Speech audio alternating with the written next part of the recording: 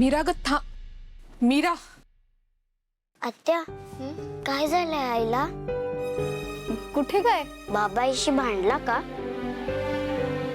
वेदा, तू पुन्हा पुन्हा तोच विषय काढतेस हा?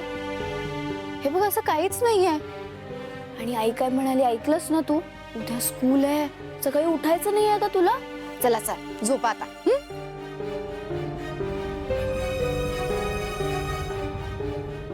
मीरा थांब.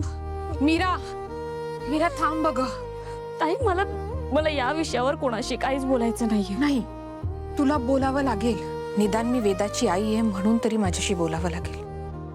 हे बघ, मला माहिती आहे आता तुझ्या मनात आईंबद्दल काय आहे, पण त्या जर बाळाचा विचार करत असतील त्यामागे काहीतरी चांगलं कारण असेल ग. असेल, माहित नाही. मीरा, आई होण्यात खूप मोठं सुख आहे. मी आताही एक आईच आहे. वेदा माझ्यासाठी पुरेशी आहे. हो, पण वेदाचं काय? तिला भावंडांचं प्रेम नको का मिळायला?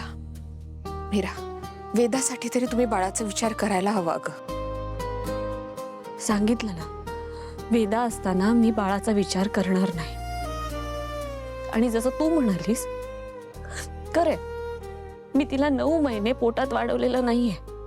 मी तिला जन्म दिलेला नाहीये, पण मी माझ्या पोटच्या मुली इतकंच प्रेम करते तिच्यावर. मीरा, हे बघ, मला कळतंय माझ्या बोलण्याने तू दुखावली गेलीयस. आणि मला हेही माहितीये की तू वेदासाठी कुठलाही त्याग करू शकतेस. पण मीरा, माझं ठरलंय. मीरा मीरा, अगं तू माझं पूर्ण ऐकून तरी घेणार आहेस का?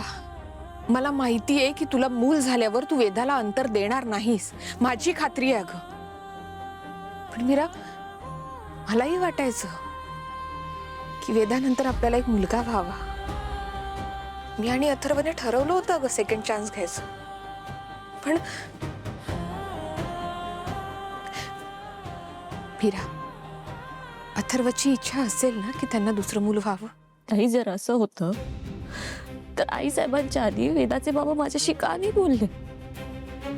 आई साहेबांनी असा अचानक का विषय काढला?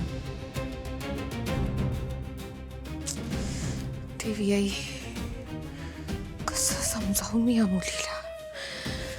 मीरा, एखादी व्यक्ती तुला आयुष्यातलं सगळ्यात मोठं सुख मिळावं यासाठी प्रयत्न करतेय आणि तू त्या व्यक्तीवर फक्त संशय घेतेय सगळं.